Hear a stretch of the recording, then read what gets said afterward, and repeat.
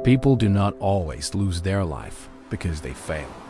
Sometimes they lose it because they never try. Fear does not always look like fear. Sometimes it calls itself being careful. Sometimes it calls itself waiting for the right time. Sometimes it whispers, "Not now, maybe later, when you are ready." And slowly, without making any noise, fear begins to choose your life for you. It chooses what you say. It chooses what you hide. It chooses which doors you never knock on.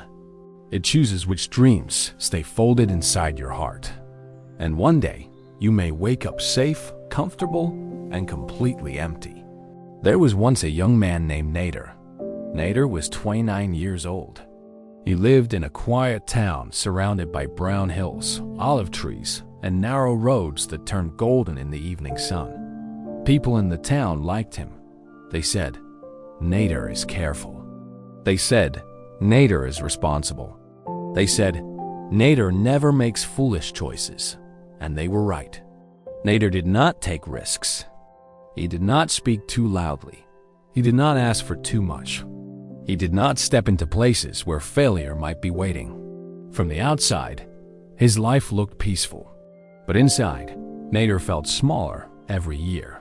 He worked in a small print shop near the market.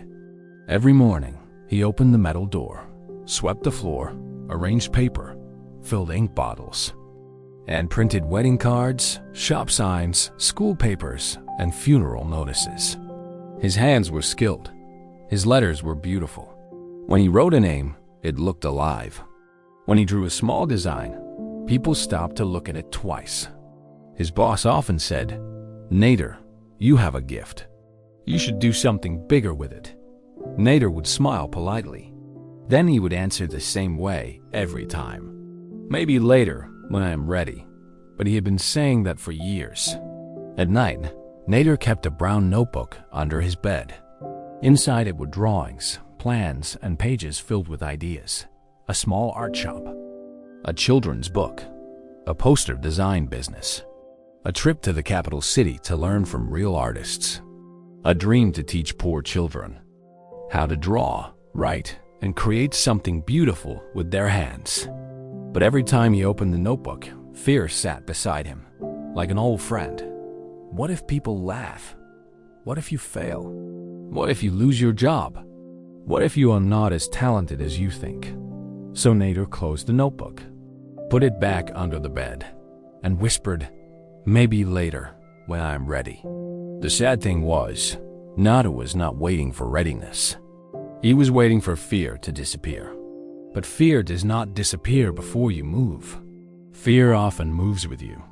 One afternoon, his boss called all the workers into the shop. A large company from the city needed a new sign design. Whoever created the best idea would be invited to work with them for 3 months. Nadir's heart beat fast. He already had an idea. He could see the colors in his mind, the shape, the letters, the design. His boss looked around and said, "Does anyone want to try?" Nadir's hand moved slightly. Then fear touched his shoulder. What if your idea is rejected? What if everyone sees you fail? What if they find out you are not special? His hand fell back down.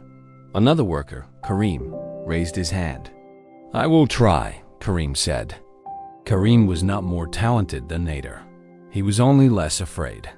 That evening, Nadir watched Karim stay late, drawing, failing, erasing, and drawing again. A week later, Karim won. Everyone clapped. Nadir clapped too. But inside him, something sank. He told himself, "It is okay. My time will come."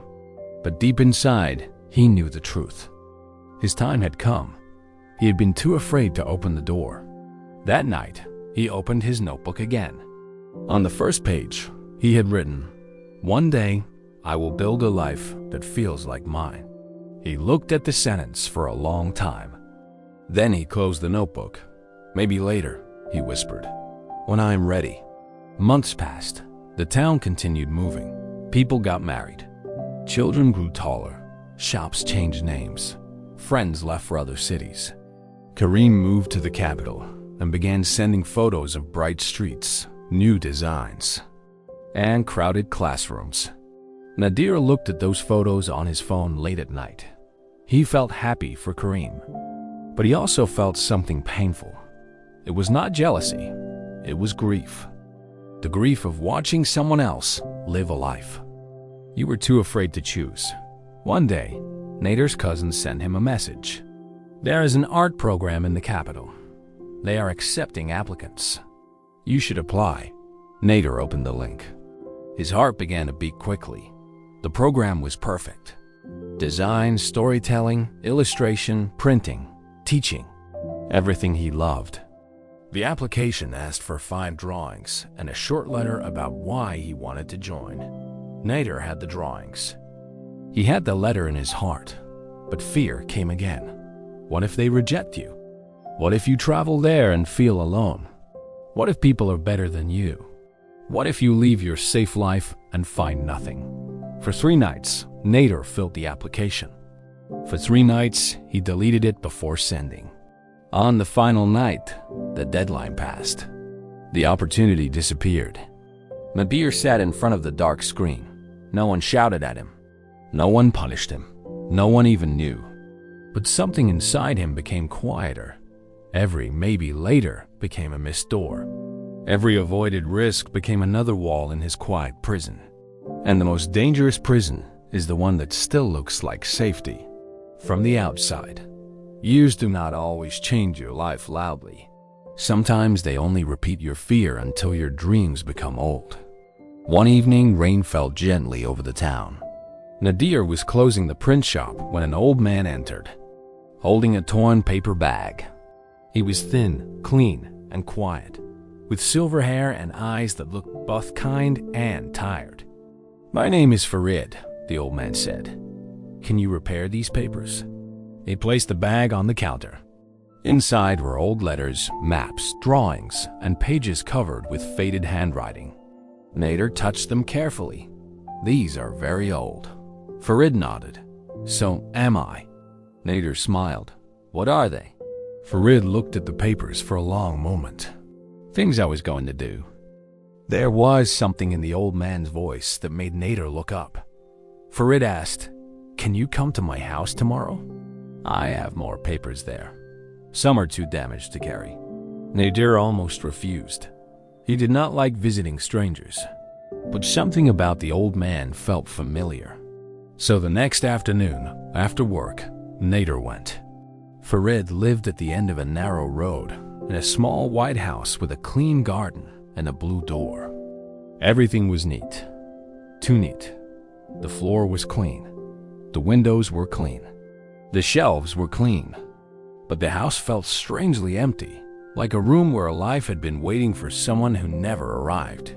Farid led Nadir into a back room. Nadir stopped at the door. The room was full of dreams that had never moved.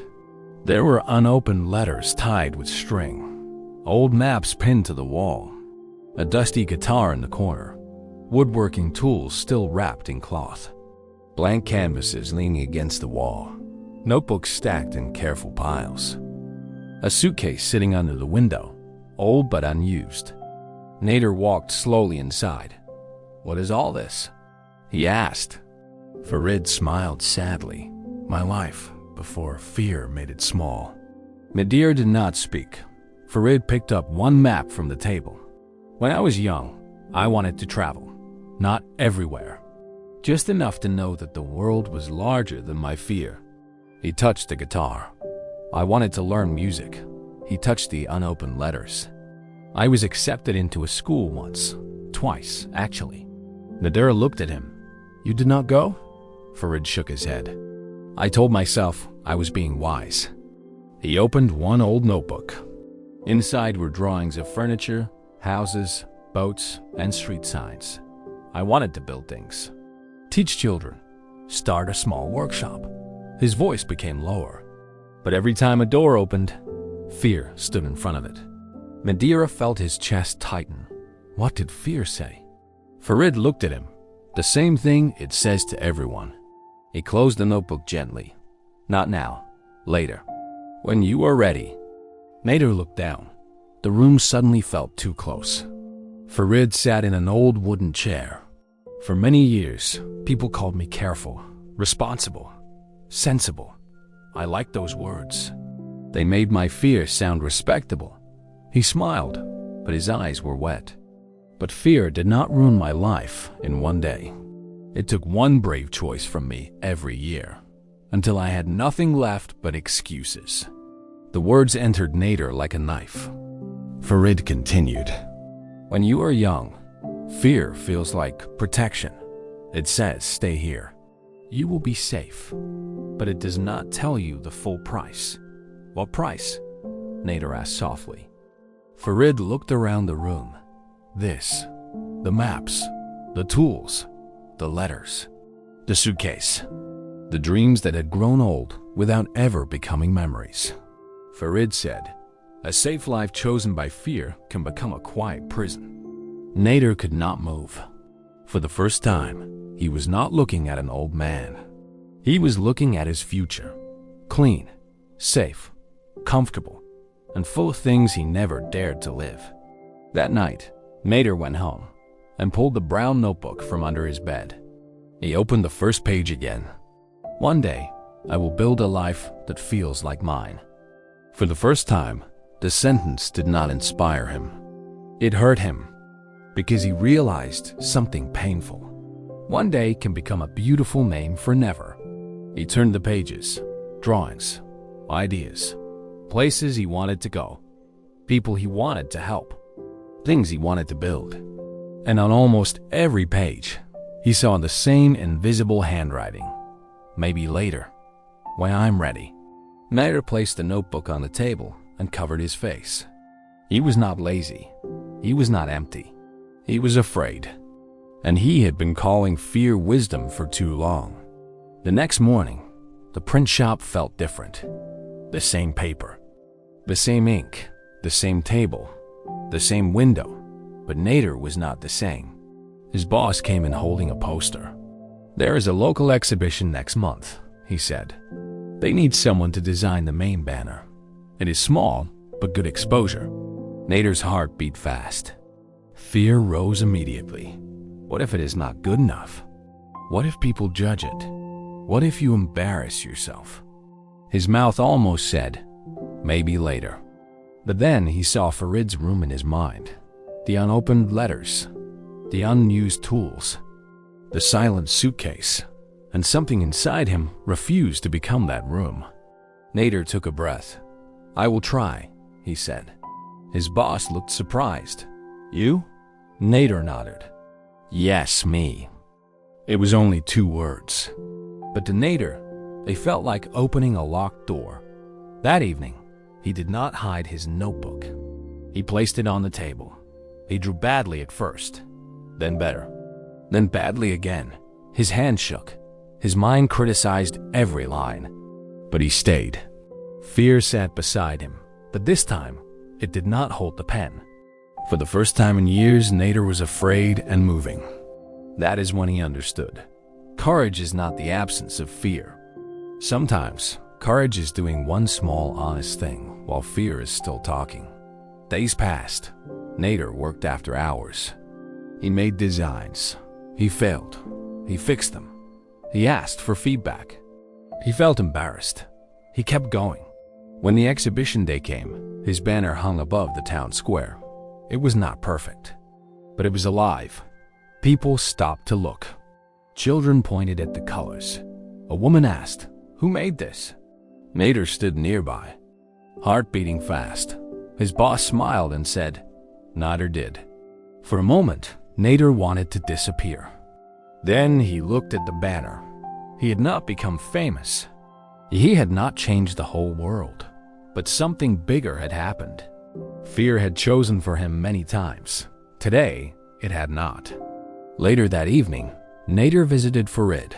The old man was sitting near the window. Nadir placed a small printed copy of the banner on the table. "I made this," he said. Farid picked it up slowly. His eyes softened. "It is beautiful." Nadir looked down. "I was scared." Farid smiled. "Good." Nadir looked confused. Farid said, That means it mattered. They sat quietly for a while. Then Nadir asked, "Do you think it is too late for you?" Farid looked toward the back room. For a long moment, he did not answer. Then he stood up, walked to the corner, and picked up the dusty guitar. His hands trembled as he wiped it with a cloth. "I do not know how many years I have left," he said. "But maybe fear does not deserve the last ones too." Nadir watched the old man sit down with the guitar on his lap. The first sound was weak, then wrong, then gentle. Farid laughed softly. It was the first time Nadir had heard his laugh. And in that moment, Nadir understood something. It is painful to start late, but it is more painful to never start at all. Months later, Nadir sent an application to the art program in the capital. His finger hovered over the button for a long time. Fear came again. What if they say no? Nadir whispered, "Then they say no. What if you fail? Then I will learn. What if you are not ready?" Nadir looked at his notebook. Then he said, "I may never feel ready, but I am tired of waiting for fear to give me permission." He pressed send. Nothing dramatic happened. The sky did not open. Music did not play. No one clapped. But inside Nadir, a door opened. For years, he had thought he was protecting his peace, but he was only building a smaller life. Now, for the first time, his life felt uncertain. And strangely, it also felt alive. So remember this: fear may keep you safe from pain, but it can also keep you away from the life you were meant to live. It may protect you from embarrassment, but it can also protect you from growth. It may protect you from rejection, but it can also protect you from every door that could have changed you. It may keep your life calm, but one day, calm can become empty. Do not let fear dress itself as wisdom forever. Do not let maybe later become the sentence written on your whole life. Do not wait until your dreams become dusty objects. In a clean, quiet room, take one small, brave step. Send the message. Open the notebook. Speak the truth. Ask the question. Apply. Begin. Not because you are fearless, but because your life should not be chosen by the thing that scares you. A safe life chosen by fear can become a quiet prison. And one day, if you are not careful, you may wake up safe, comfortable, respected by everyone, and still feel like you never truly lived. Do not let fear choose your life. Like this video if the story spoke to you. Share it with someone who needs this message today. And comment below. What is one thing fear has been stopping you from doing? Don't forget to subscribe to Meratic Tales for more simple English stories with deep life lessons.